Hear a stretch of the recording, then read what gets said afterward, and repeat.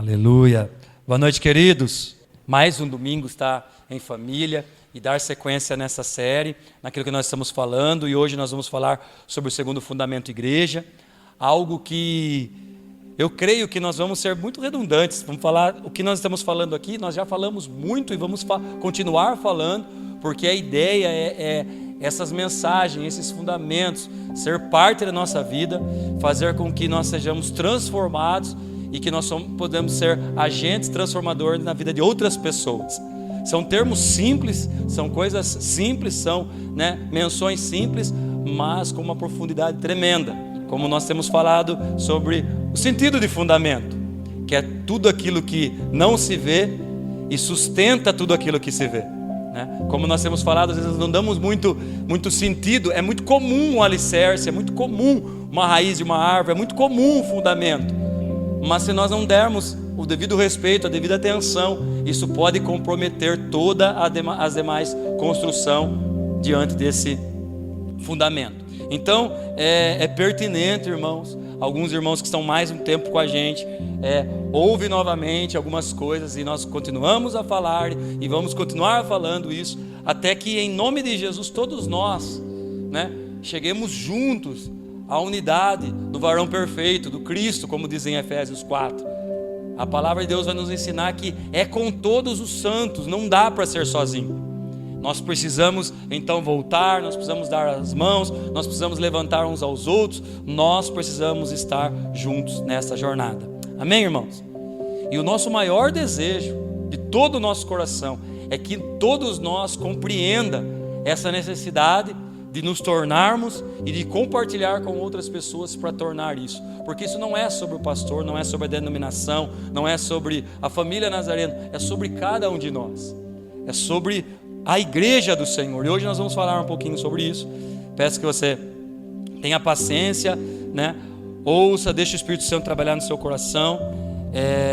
Eu confesso para você, nós já ministramos essa mensagem em uma outra oportunidade e nunca é o mesmo. E nós não pegamos simplesmente essa mensagem que já foi pregada, beleza, dou uma lida, venho aqui, prego para os irmãos. Não, é um novo processo que o Senhor tem conosco. E hoje eu tive esse privilégio, irmão, de ficar praticamente o dia todo, degustando, como o pastor Fê diz, meditando na palavra, lendo e podendo deixar que isso venha fazer parte da minha vida, irmãos? Porque mesmo nós pregamos, nós entendemos que nós não somos plenos ainda. E como, nós ansiamos por essa plenitude do Senhor, por conhecer o Senhor da maneira que nós deveríamos, para conhecer a igreja. E nós vamos aprender um pouquinho mais sobre isso hoje, nos próximos domingos. Essa parte da igreja, estava vendo lá, pastor Fê, eu acho que nós falamos 8 domingos.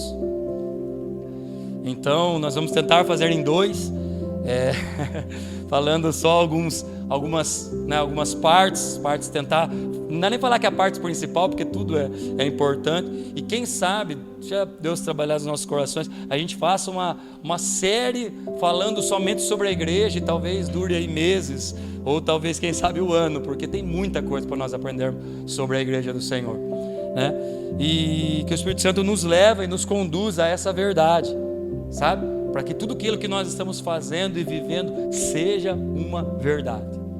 Não seja algo que nós fazemos por causa de uma tradição ou por causa que alguém falou para nós fazermos, mas para que nós possamos ter firme convicção, andar no firme fundamento, porque isso que é fé. Hebreus 11 vai dizer que fé é um firme fundamento. Então fé não é a gente achar, ou a gente falar muitas vezes isso. Fé é nós acreditarmos naquilo que o Senhor falou e nós caminharmos mediante a essa palavra. Lembra Pedro, quando ele estava naquele mar, quando ele estava dentro do barco e aquela tempestade, e aí Jesus aparece, os discípulos ficam com medo achando que é um fantasma. Quem lembra disso? E aí Jesus aparece, fala para eles não temer, que era ele. Aí Pedrão, sempre Pedrão, Aí que ele faz? Se for o Senhor mesmo, manda que eu vá até aí. E aí o que Pedro faz? Se o Senhor está falando, então já sai do barco e já começa a andar. Só que daí Pedro ele dá uma vacilada, ele olha para os lados, ele olha para o vento, ele tira o olho do Senhor e aí ele começa a afundar. E o Senhor o pega pela mão, o levanta. Mas mesmo nós vendo essa atitude de Pedro, de afundar, de um momento perder, né, o foco ali, a gente não pode negar que ele andou sobre as águas, irmãos, diante de uma palavra do Senhor. Qual é a palavra que o Senhor tem falado para você, irmão, nesses últimos tempos? Você está andando sobre essa palavra? Você está vivendo sobre essa palavra? E é isso que nós queremos fazer, construir juntos para a glória do nosso Deus, para a glória de Deus, para a edificação da igreja e para o bem do mundo. Esse é, né, o sacerdócio de todos os santos. Então, abra comigo, por favor, Evangelho de Mateus, capítulo 16. Você sabia que sobre sua vida há uma bênção? E essa bênção, ela deve ser repassada para outros? Você é abençoado para você abençoar alguém. Em Gênesis 12, quando Deus chega para Abraão e fala que Abraão vai ser abençoado, e através, só que fala assim uma coisa muito importante, que através dele muitas pessoas seriam abençoadas. E sabe uma das frases que marca o meu coração sobre Deus falar para Abraão? Não é que ele seria abençoado, mas é que ele seria uma bênção. Abraão, sê tu uma bênção. E sabe o que quer dizer, irmãos? Que quando Abraão é uma bênção, através da vida dele, outras pessoas são abençoadas. Você sabia que isso é para você, para a igreja? Porque pela fé nós somos descendentes de Abraão, amém? A igreja pela fé é descendente de Abraão, e sobre nós está a bênção do Senhor, e nós podemos abençoar a vida de outras pessoas. E nós somos aqueles que têm a bênção do Senhor, e nós podemos abençoar uns aos outros. Então, abençoe sua esposa, irmão. Abençoe seu marido, irmã. Abençoe seus filhos.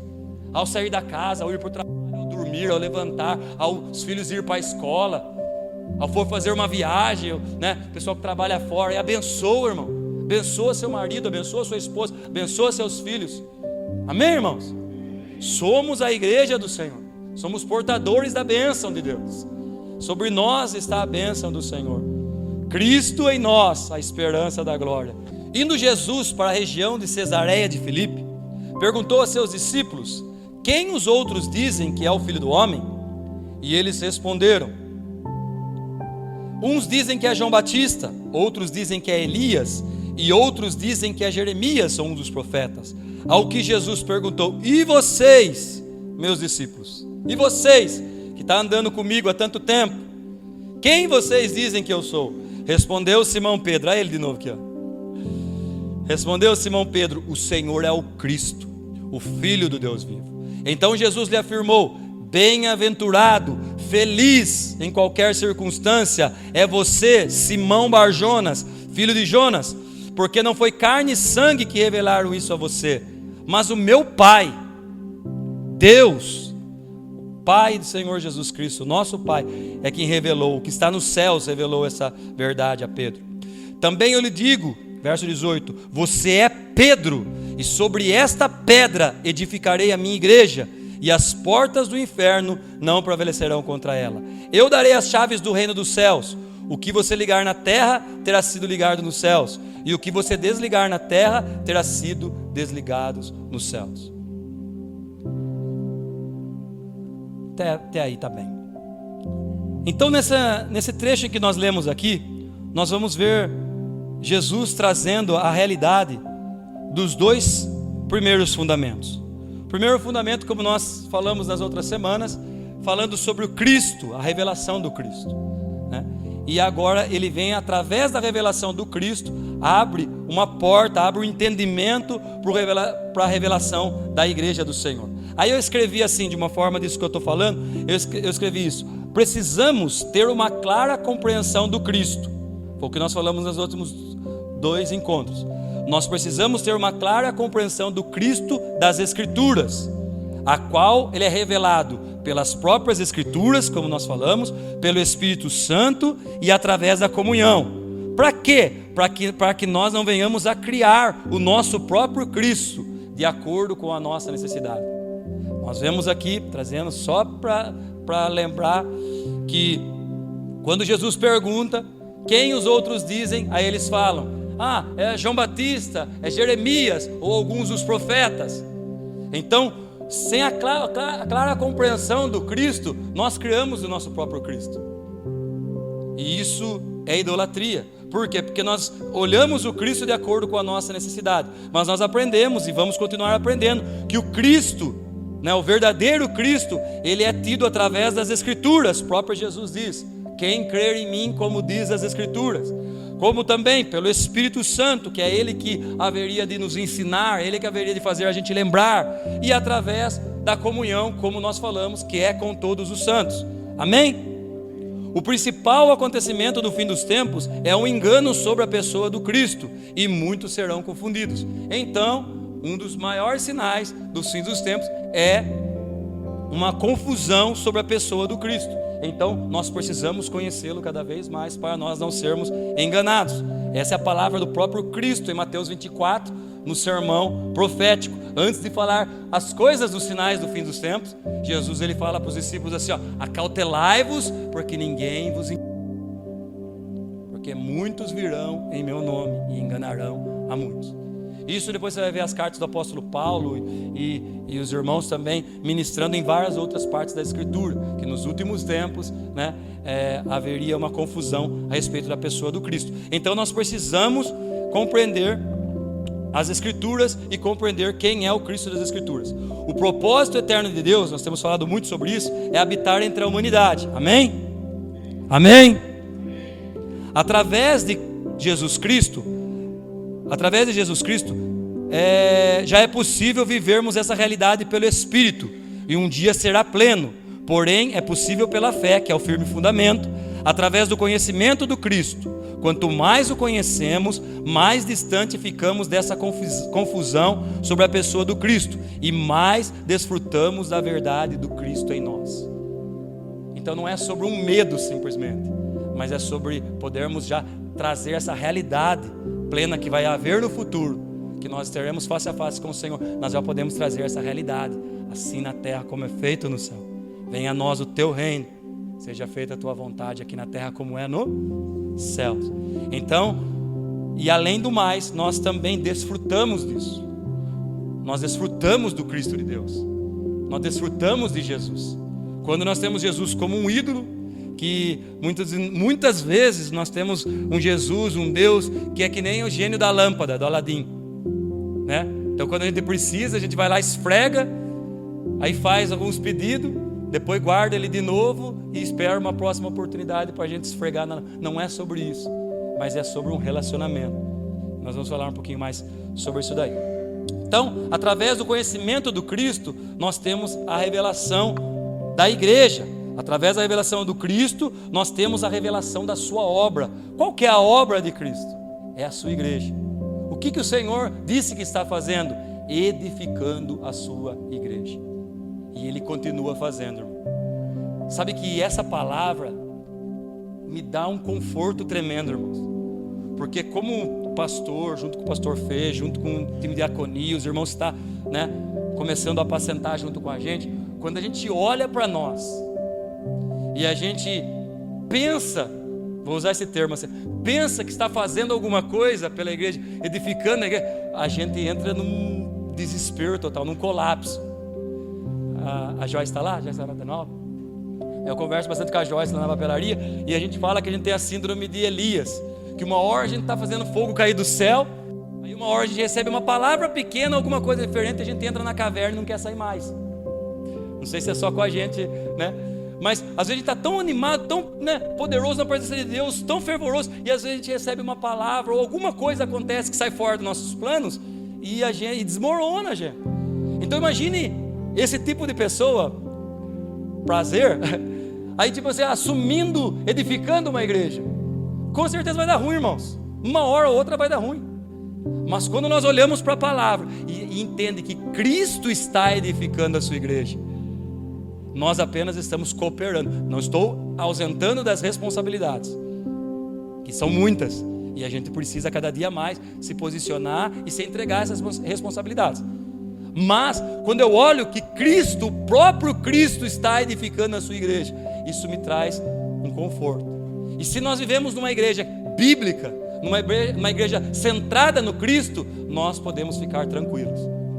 Que pode ter problemas, pode haver, ajustes, isso aí faz parte. O pastor Fê estava falando aqui, do café e tal, mas quantos são ajustes? Até agora, por quê? Que não é nada de errado, porque até agora nós não falamos isso, nós falávamos que o café era 8h30, o pessoal vinha 8h30. Mas agora, para melhorar a organização, falamos, vamos vir um pouquinho, uns minutos mais cedo. Então, aí os irmãos entendem e tal, e alguns têm opinião, alguns falam tal, nós vamos chegando num acordo e vamos nos ajustando.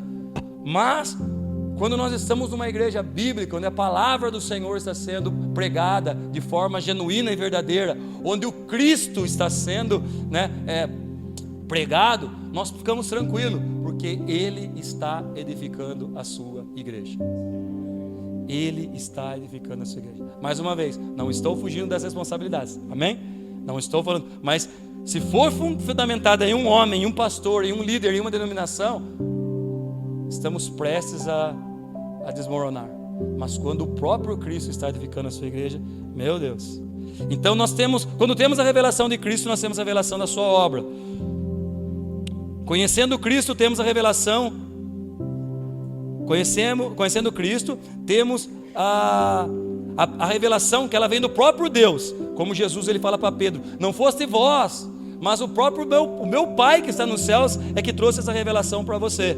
E através dessa revelação nós entendemos a nossa natureza e a nossa identidade. Nós só vamos ser completos, nós só vamos compreender a nós mesmos. Até é estranho falar isso, mas nós vamos compreender sobre nós quando nós compreendermos sobre Cristo. Quando Pedro ele entende quem é Cristo, o Filho do Deus vivo, ele tem a revelação: bem-aventurado, feliz em todas as demais circunstâncias é você. Não foi você, foi meu Pai que revelou isso para você, mas você é bem-aventurado. E eu digo que você é Pedro, e sobre esta pedra edificarei a minha igreja. Quando Pedro ele tem a revelação do Cristo, ele tem a revelação de que ele é Pedro. E nós vamos falar mais um pouquinho sobre isso. Então, o texto vai falar assim: você é Pedro. No termo original, você é Petros, uma pedra, um pedaço de rocha. Eu tenho que falar isso aqui porque isso aqui trouxe muitas confusões na história, irmãos.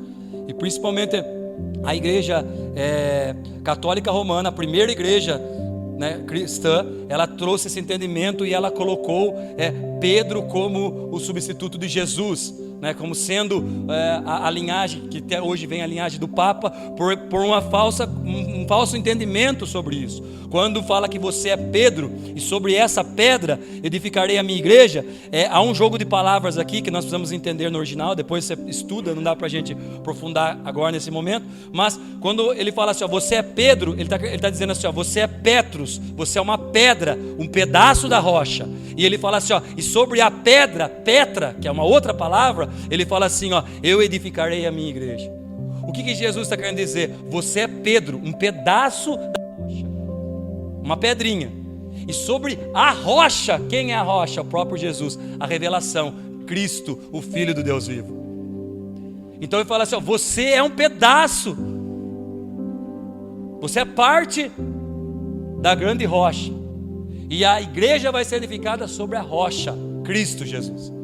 Por isso que a igreja nunca vai se perder, nunca vai desvanecer. A denominação, o lugar, o ajuntamento, mas a igreja de Cristo não.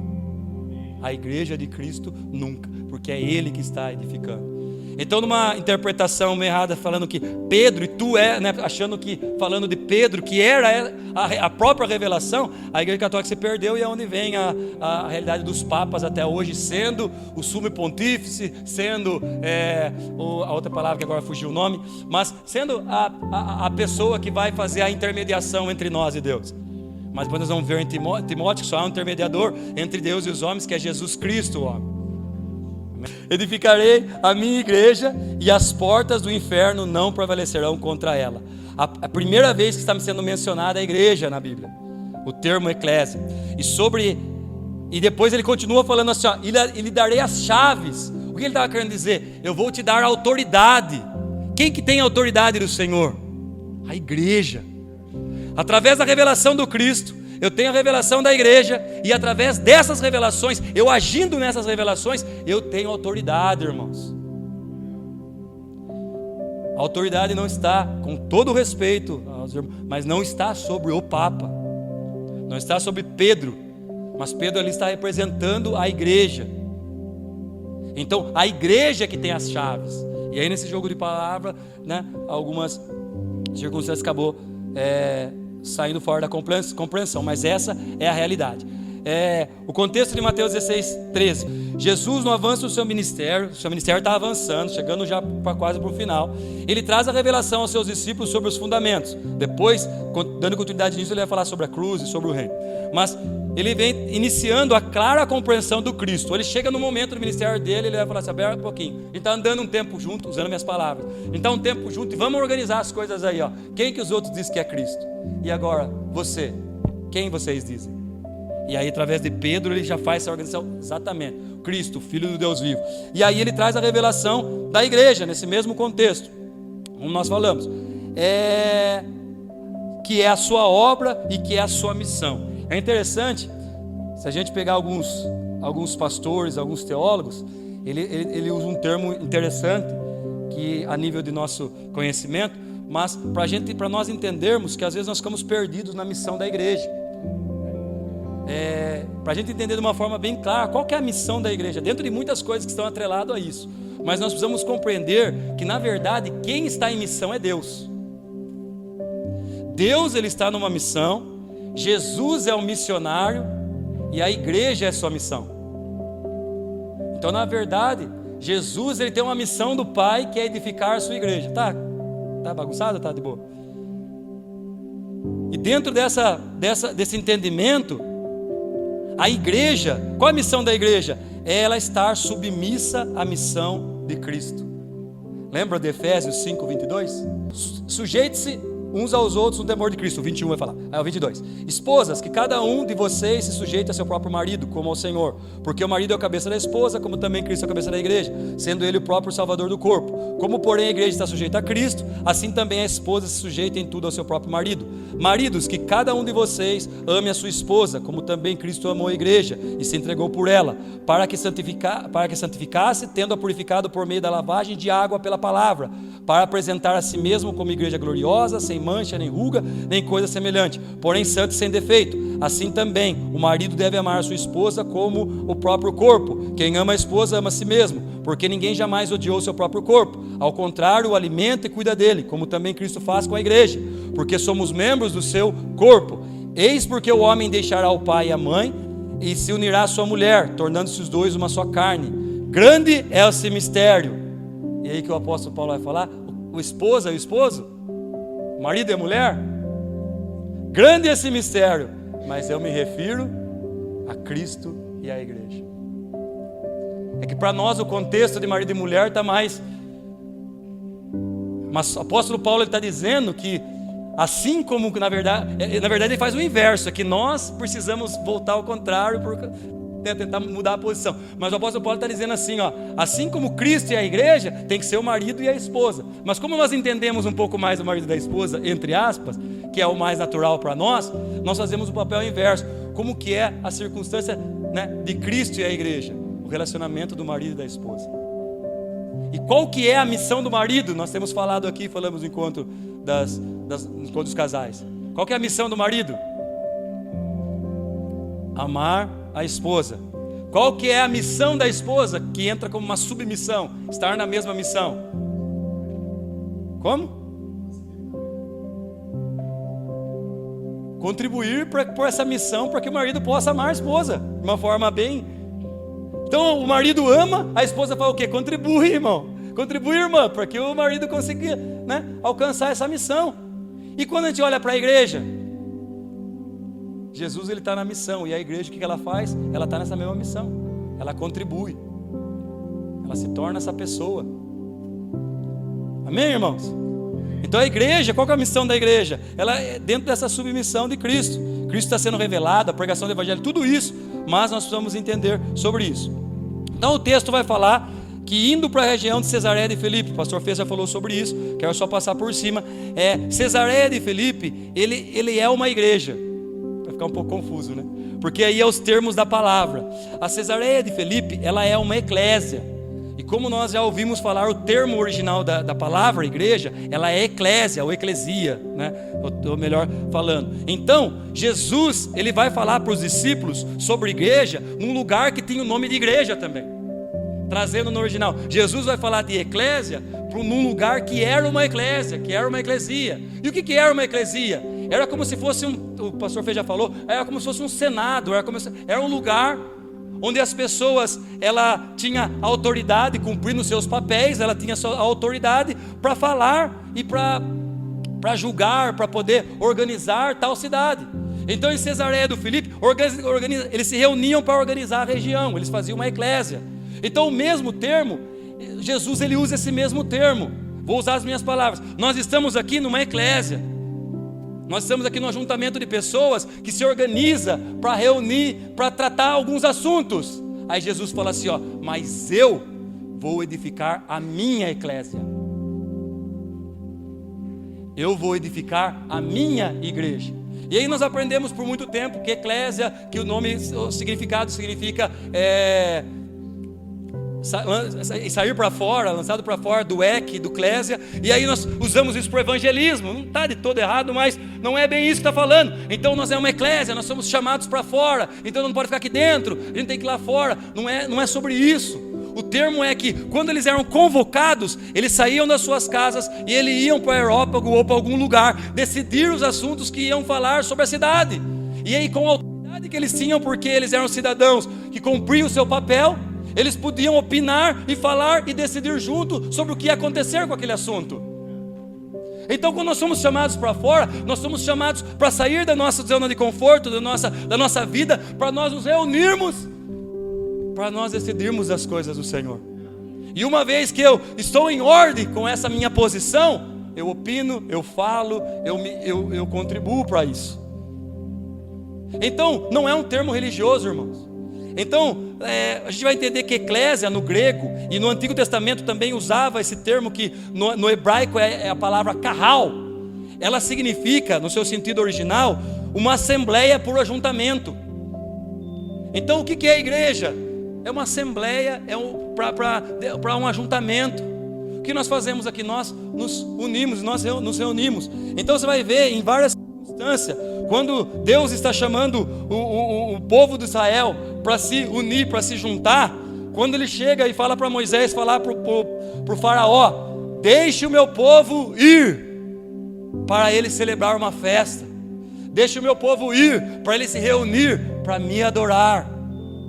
Então, o termo eclésia, o termo carral no Antigo Testamento, tudo isso, ele traz o sentido para nós de ajuntamento de pessoas para um determinado fim. Nesse caso, carral do Senhor, eclésia de Cristo, nós nos reunimos para o interesse de Cristo.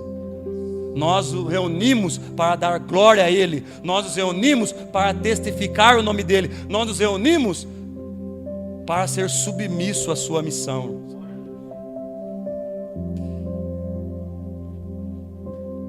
Então nós vamos entendendo sobre isso. Então nunca se tratou, igreja, de um espaço físico. Nunca se tratou de um lugar para a gente frequentar. Mas é sobre um ajuntamento, irmãos.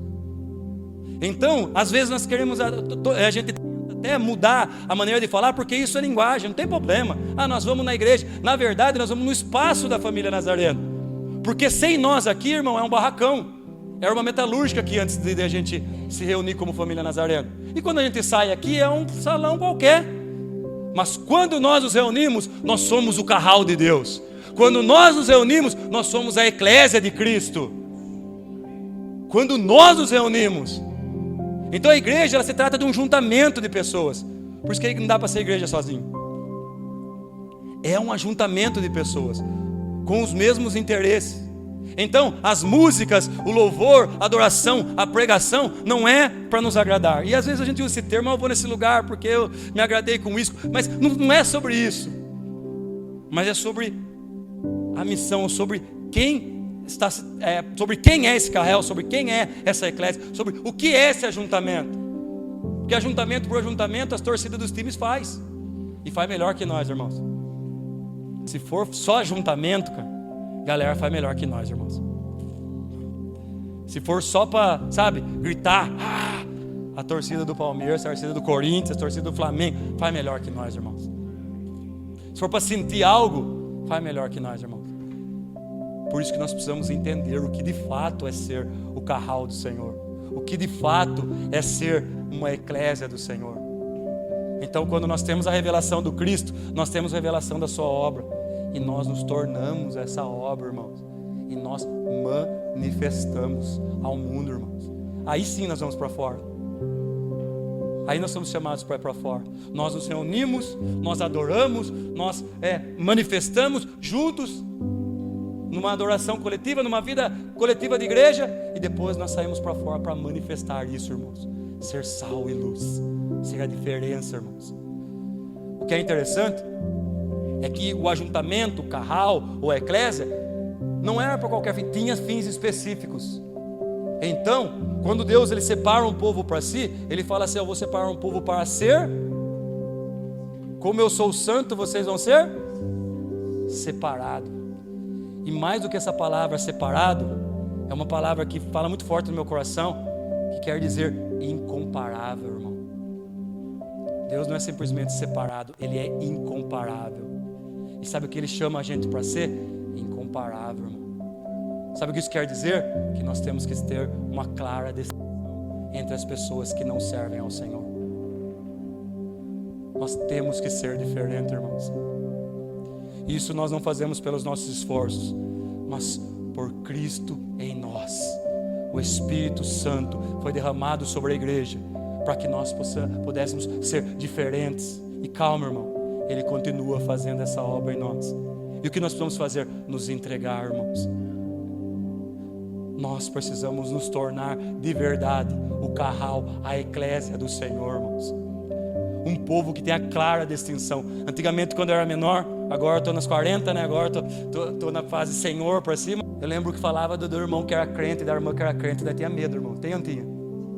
Da irmã de coque, de saião, do irmão do terno, com a Bíblia embaixo do braço, diácono bigodudo. Agora, irmão, só para a gente analisarmos, no trabalho, na faculdade, cadê a eclésia, irmão? Cadê o carral? Na sociedade, no grupo do condomínio, no grupo do bairro, da rua. E isso não quer dizer que nós vamos, aqui nós não vamos conseguir ser perfeitos, irmãos. Mas nós vamos, sabe, cada dia mais nos tornando, buscando. Porque à medida que nós nos aproximamos de Cristo, nós vamos se tornando semelhante a Ele, irmão. Mas como nós vamos ser semelhante a Ele se a gente buscar conhecimento sobre Ele?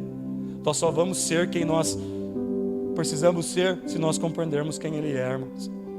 Mais do que música, mais do que 2 horas por domingo. Por isso que as quartas-feiras, o Fê vai falar isso no domingo depois, por isso que os domingos de ceia não é simples domingo, irmãos. Por isso que a sexta-feira da oração, sexta-feira de jejum, irmãos. Eu nem vou levantar a mão e perguntar quem faz jejum na sexta, para mim não frustrar. Mas não é sobre isso, não é sobre isso.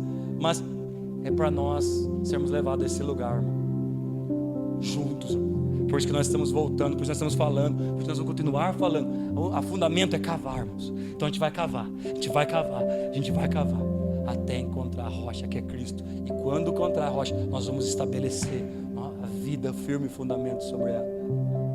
Sabe por que nós precisamos nos preocupar com o fim do mundo, com tribulação, com isso, com aquilo outro? Porque nós vamos estar sobre o firme fundamento, irmãos.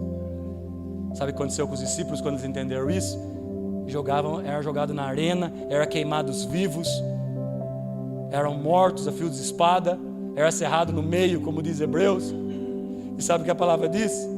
Homens a qual o mundo não era digno. Sabe por quê? Porque eles entenderam a missão. Quem assistiu, como que chama aquele filme do soldado lá, Até o Último Homem? Né, só para romantizar um pouquinho. Quando ele entendeu a missão dele, irmão, ele não se preocupava mais com a vida dele, irmão.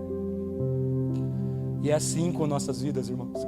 Eu estou perdendo tempo, eu estou perdendo a vida, eu estou perdendo. Não está perdendo em nada, porque a palavra do Senhor fala que quando a gente perde, é quando a gente ganha, irmãos. Porque nós somos eternos. Nós precisamos ser isso, irmãos, viver isso. Eu sou igreja? Não, nós somos a igreja. É comunidade, é ajuntamento. Wayne Grudem, ele vai falar assim: a igreja é a comunidade de todos os verdadeiros crentes, de todos os tempos. Então a igreja não é a família Nazareno. A família Nazareno é parte da igreja do Senhor. Existe uma igreja invisível na qual eu e você nós não conseguimos olhar. E o Senhor, Ele olha a sua igreja. Ele não vê departamento, Ele não vê denominação, Ele não vê placa, mas Ele vê a sua igreja. Dentro do ajuntamento tem igreja e tem não igreja, irmãos. Por isso que fala que no final vai separar o trigo do joio, no final o peixe bom do peixe ruim. Mas nós precisamos compreender que a verdadeira igreja, a igreja universal, a igreja católica, que significa a igreja universal, é a única, a igreja do Cristo. A igreja se trata do que estamos nos tornando, não do que estamos fazendo, irmãos. Não se trata do que estamos fazendo, mas daquilo que nós estamos nos tornando. Nós não somos salvos por uma igreja, mas quando somos salvos, nós passamos a pertencer a uma igreja. Quando eu passo a ser igreja, irmão? Quando eu sou salvo. O Senhor me salva para. Por isso que fala salva para as boas obras. Não pelas obras, mas para as boas obras. Jesus está edificando a sua igreja. E para isso deu autoridade, como nós falamos. As chaves. O que é essa autoridade? O que é essa chave? A intercessão entre os céus e a terra. Jesus ele vai falar assim, ó, vocês são aqueles que estão com o pé na terra, mas vocês estão com o coração no céu. O que vocês ligarem na terra vai ser ligado no céu, irmãos. A autoridade da igreja, irmãos. Ser o corpo do Cristo, nós vamos falar. Sua missão é estar submissa a Cristo. Obediência ao propósito de Deus através da adoração e da ministração do Evangelho. Deus separou um povo para lhe dar glória. Um povo que possui uma clara distinção dos demais povos para ser sal e luz para a humanidade caída, como nós falamos. Por que nós precisamos entender corretamente a igreja? A igreja ela é importante. Efésios 5:25 nós acabamos de ler. Cristo amou a igreja e se entregou por ela. Quando Jesus está falando da missão do marido, e ele fala assim, tem que ser como a de Cristo, que o que fez? Amou a igreja e se entregou por ela. A igreja é importante, irmão? Cristo se entregou por ela, irmãos. A igreja é importante? Então nós precisamos ter essa compreensão.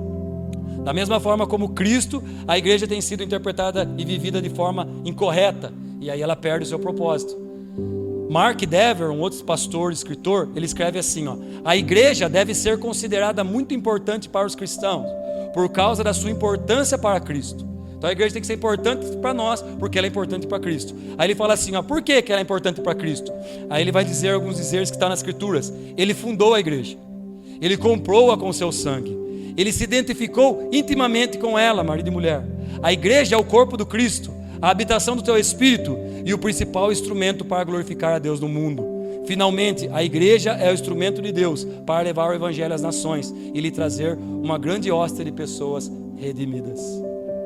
A igreja é importante, irmãos. Pastor, mas a denominação, mas o pastor? A igreja do Senhor. E eu queria, para a gente finalizar, falar um pouquinho de 3 representações da igreja dentro de várias que a palavra do Senhor vai nos ensinar. Então coloca para mim, por favor, Gé, Efésios 2, nós vamos ler o versículo 11 ao 22. Estão felizes ainda, irmãos? Amém? Nós estamos cooperando para essa missão. O Senhor está edificando a igreja.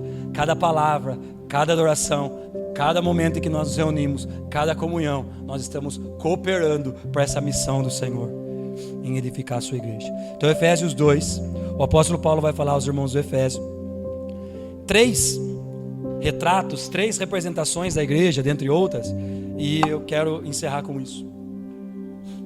Ele fala assim, ó, eu vou ler do 11, mas na verdade a partir do 15 vai ter mais sentido, mas eu vou ler do 11 para você entender o que ele está falando.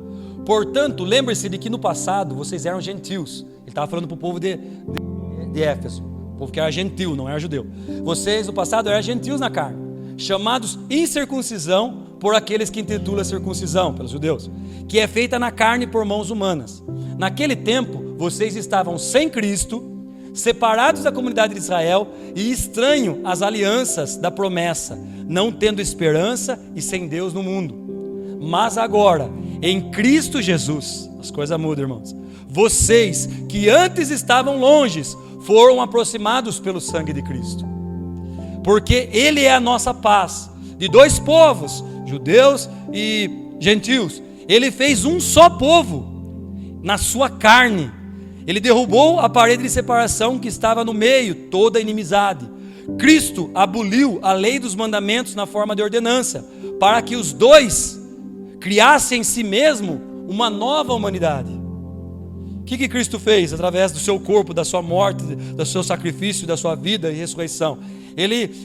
Toda a separação, Ele quebrou, Ele aboliu, e através daquilo Ele criou uma nova humanidade, a igreja do Senhor, um novo tipo de gente, não separado mais por etnia, por judeus ou gentios, mas fazendo a paz, 16, e reconciliasse ambos em um só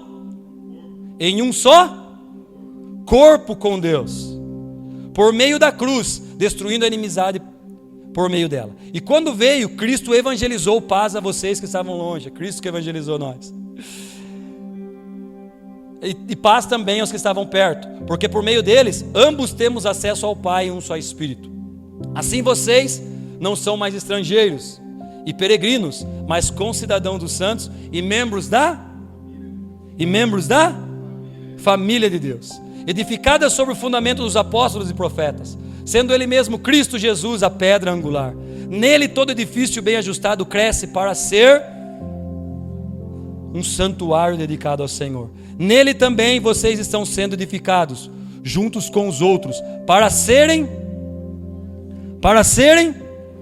morada de Deus no Espírito.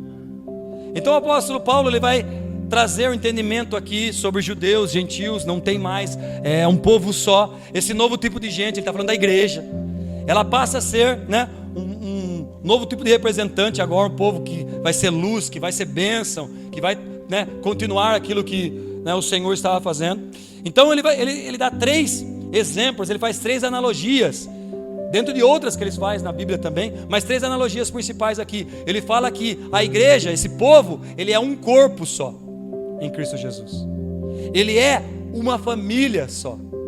E ele fala que é uma morada, que é uma casa e que é um templo. Então, Efésios 2, do 20 ao 22, eu vou inverter um pouco, eu vou começar do fim para o começo, porque ele fala primeiro sobre um corpo, depois ele fala sobre uma família e depois ele fala sobre uma casa. Eu vou inverter aqui, eu vou falar primeiro da casa, da família, para terminar com o corpo. Então, uma das coisas que é lindo nós entendermos, que essas 3 analogias, elas são a resposta da Trindade, irmãos. Quem é a Trindade? Quem é a Trindade? Então, para o Pai, a igreja se corresponde como uma família. Então, para o Filho, como um corpo, também nós vamos falar aqui como uma esposa, que representa também o corpo. E para o Espírito Santo, um templo. Então, ele é uma família para o Pai, a igreja é uma família para o Pai. É um corpo, uma esposa para o Filho, e ela é uma morada para o Espírito Santo. É como se, soa até heresia, né? Como se houvesse uma 4ª pessoa na Trindade ali correspondendo, à Trindade de Deus. Uma casa para o Pai, uma morada, uma casa para o Espírito, uma morada do Senhor. Templo, um templo, podemos dizer esse templo. Junto formamos uma habitação, onde cada um de nós somos pedras vivas, sendo moldadas e lavradas de acordo com o modelo da pedra principal, a pedra angular. Quando vai falar pedra angular na Bíblia, pedra principal, nós vamos entender que as edificações antigas, ela era feita de blocos, de pedras assim. Depois você pesquisa no Google também. E havia uma pedra chamada pedra angular, pedra de esquina, a pedra principal. Essa pedra é a qual os construtores, ao colocar, ela ia dar alinhamento e ele ia dar sentido para todas as outras pedras, para a construção. Então, para começar uma edificação, ele tinha que ter essa pedra, que é a pedra modelo ali, é a pedra que ia dar direção para todas as outras. Então, por isso que fala que Cristo é a nossa pedra angular, que é a nossa pedra principal, que é a pedra no qual nós precisamos seguir, nós precisamos acompanhar para que a construção esteja certa. Amém, irmãos? Então, juntos somos uma habitação, cada um de nós somos pedras vivas, sendo moldadas e lavradas de acordo com o modelo da pedra principal. Quando nos reunimos como um templo, a glória do Senhor enche esse templo. O propósito de Deus é habitar entre nós. Durante toda a Escritura contemplamos esse propósito, já falamos um monte de vezes. Um jardim, em Gênesis 1:2, um tabernáculo, em Êxodo 25, Êxodo 40, um templo, em 1 Reis, na pessoa de Jesus Cristo, em João, vai falar isso em outros lugares, na sua igreja, através da igreja, Efésios 2, 20 e 22, e no futuro na eternidade na cidade jardim, Apocalipse 21. Hoje, dentro de todas essas circunstâncias onde que aponta a habitação do Senhor, o Senhor habitando no meio do seu povo, nós estamos na era da igreja. Efésios 3:10, por favor, para mim já.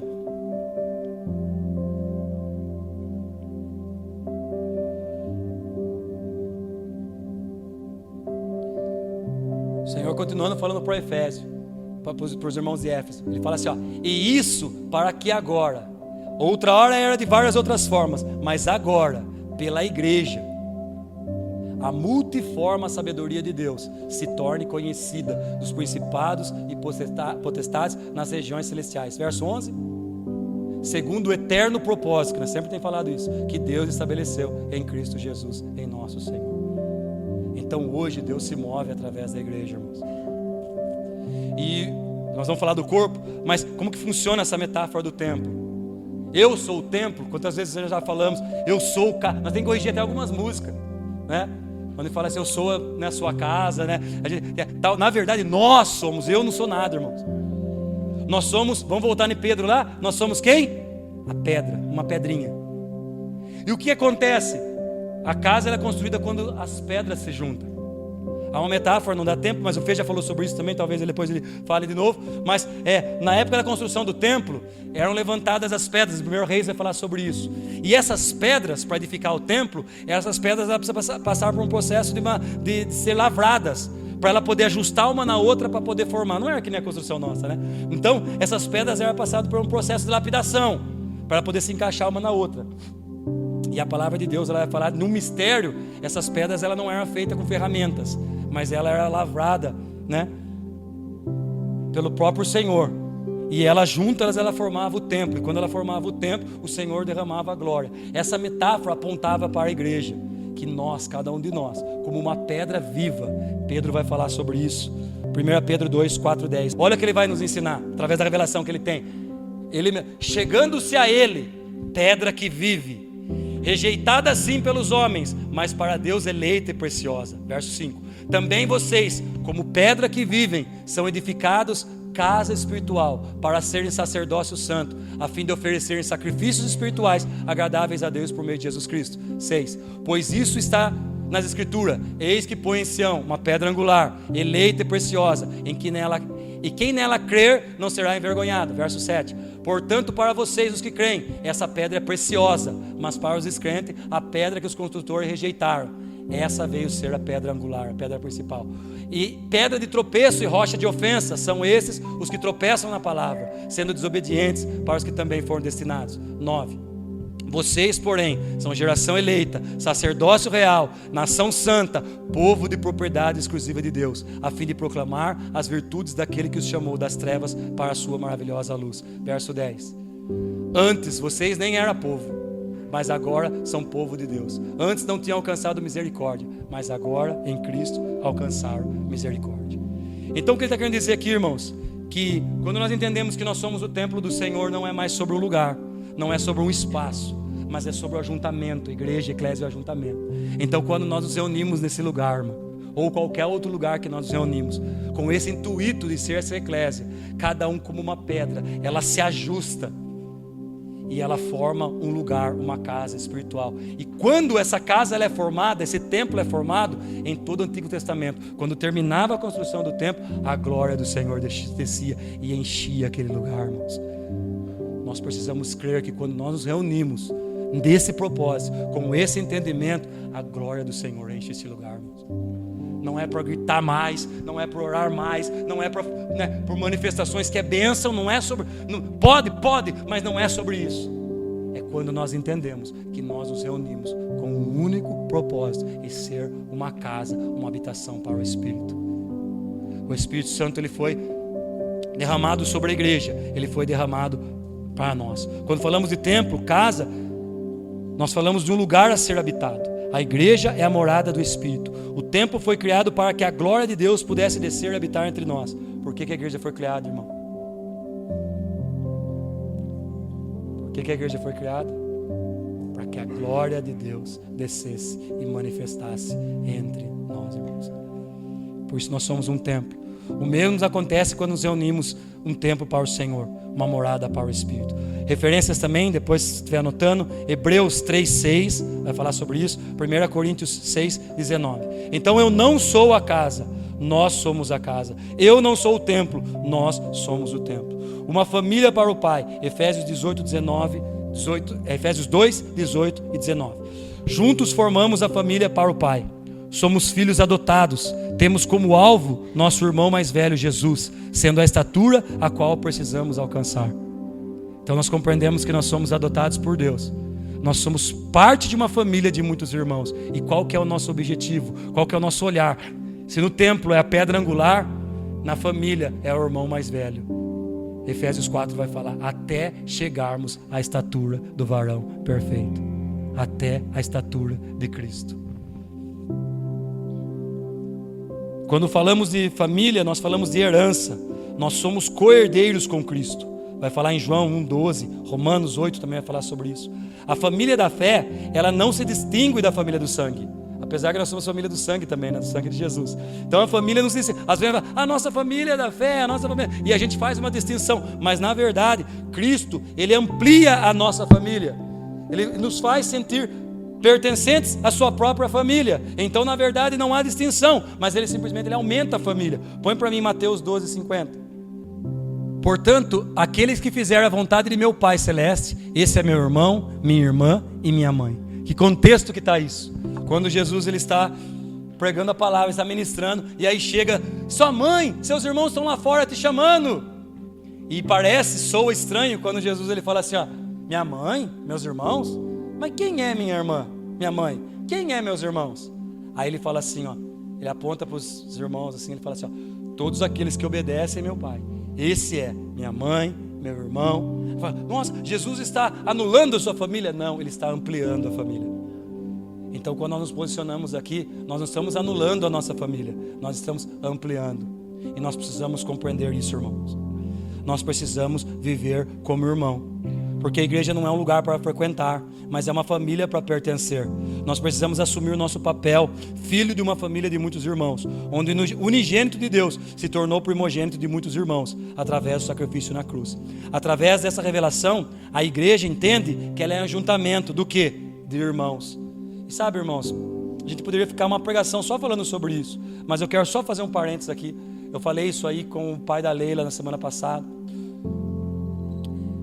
Nós precisamos entender esse papel na família de irmão. Sabe por quê? Porque nós vivemos na igreja, nós não vivemos como uma família. Calma, nós estamos construindo, mas nós precisamos nos entregar mais a isso, irmão.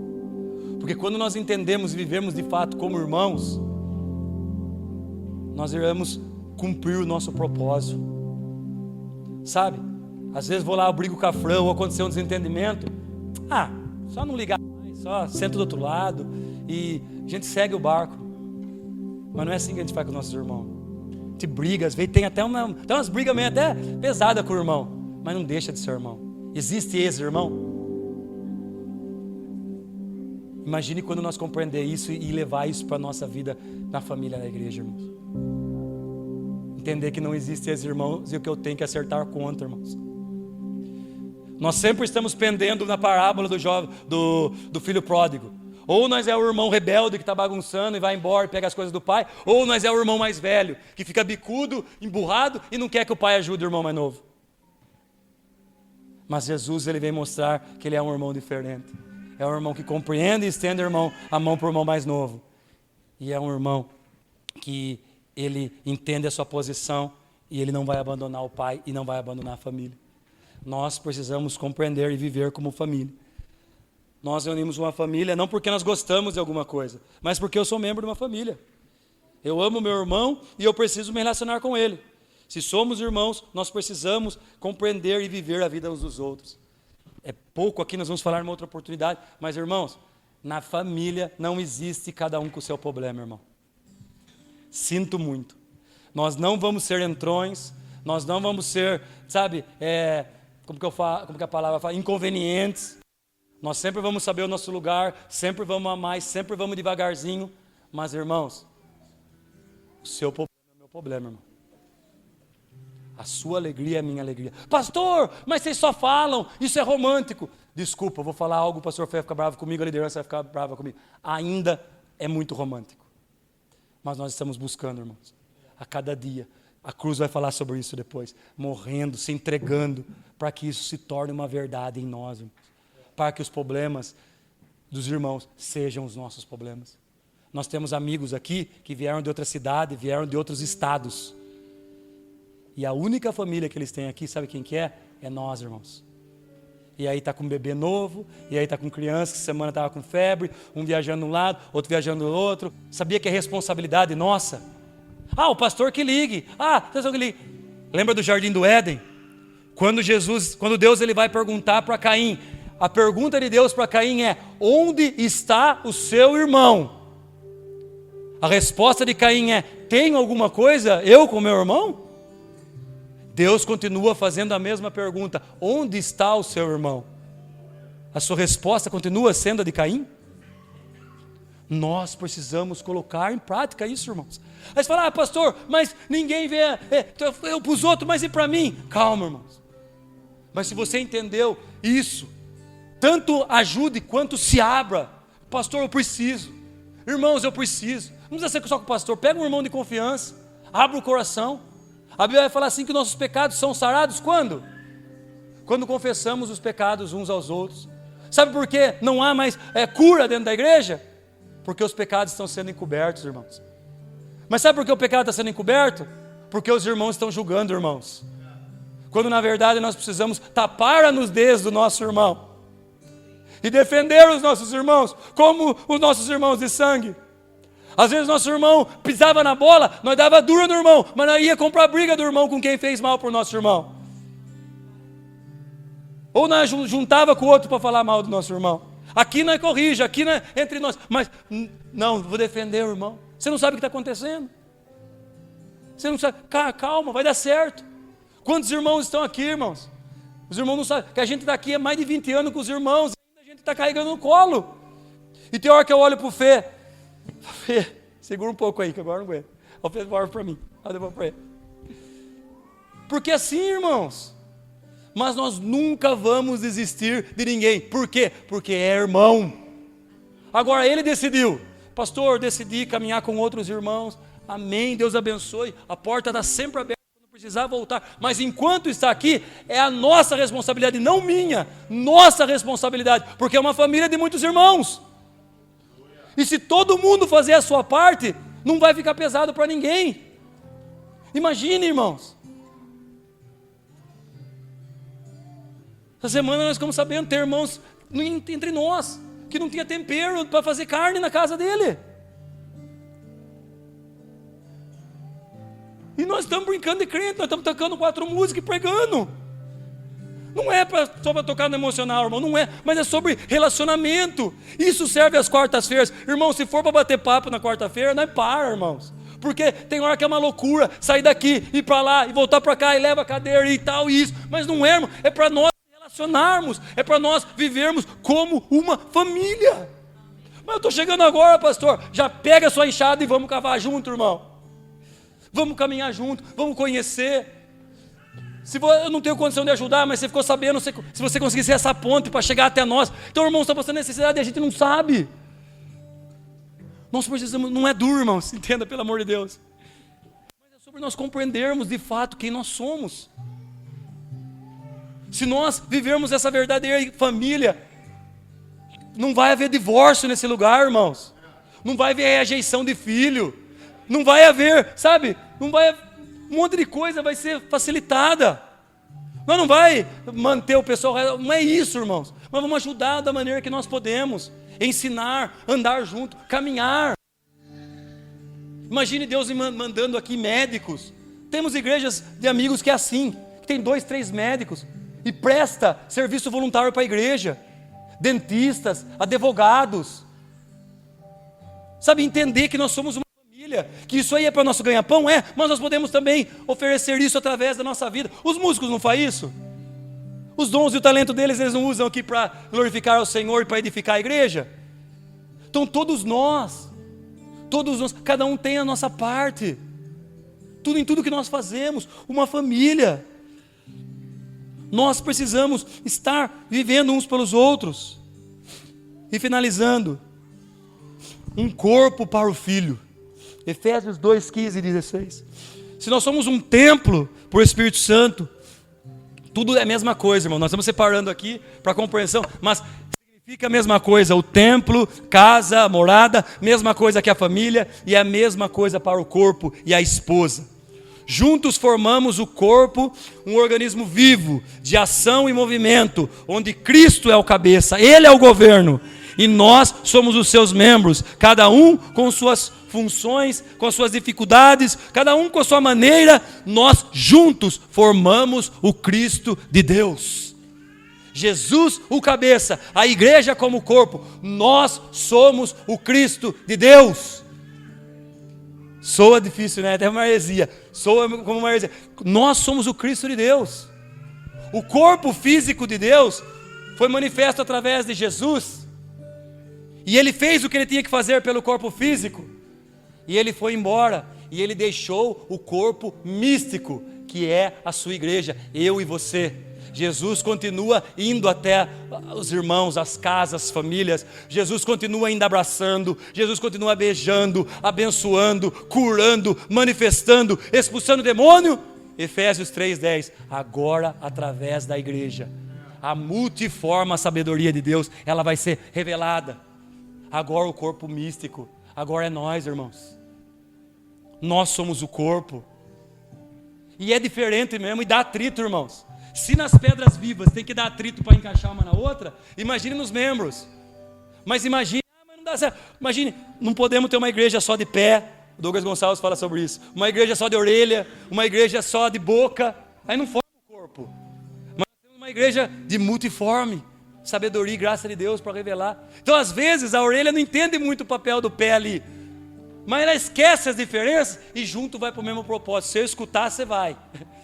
Se eu escutar, falo, a boca fala, e você, sabe?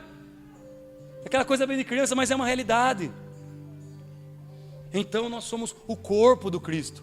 A ação, o movimento, o corpo místico. Lucas, o médico Lucas, ele traz essa realidade. Porque ele fala do evangelho de Lucas, ele fala de tudo que Jesus fez através do seu corpo físico. E ele continua com Atos dos Apóstolos, falando tudo que Jesus fez através do seu corpo místico.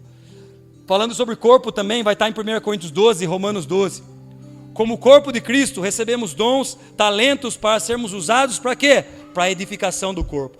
Tudo que nós temos de bom, irmãos, Deus te deu para que o corpo seja edificado. Efésios 4 vai falar sobre isso. Às vezes nós entendemos lá e nós queremos fazer, sabe, desculpa, irmãos, mas os 5 dons e tal, e é para aquilo. Irmãos, é para a edificação da igreja, irmãos. E lá, se a gente estudar um pouquinho mais profundo, não está falando dos dons específicos, está falando dos homens dons, daqueles que estão ensinando os dons. Então vai ter homens dons com a parte da profecia, e eles vão ajudar outros irmãos que têm a parte da profecia. Ele vai ter os irmãos lá que são pastores, que vai ajudar outros irmãos, porque o objetivo é formar outras pessoas, é elevar a família, é elevar o templo. Corpo de Cristo, nós nos desenvolvermos os nossos dons e talentos, todos têm que manifestar. E eu falo em cada oportunidade que eu tenho com os irmãos: irmãos, nós não estamos aqui para barrar seu dom, nós não estamos aqui, sabe, se você tem algo do Senhor, nós queremos te ajudar, nós queremos fazer com que isso, mas é um processo, mas vai acontecer, nós vamos viver as maravilhas do Senhor, nós vamos mover nos nossos dons, por enquanto, irmãos. Como nós estamos ajustando, então tem pulmão fazendo papel de coração, aí tem coração fazendo papel de rim, e tá meio assim, e às vezes o corpo está tudo meio Frankenstein assim, ó. Mas irmãos, quando nós entendermos e cada um se posicionar, irmão, o corpo de Cristo vai chegar em muitos lugares, irmãos. O corpo do Cristo vai curar muitas pessoas.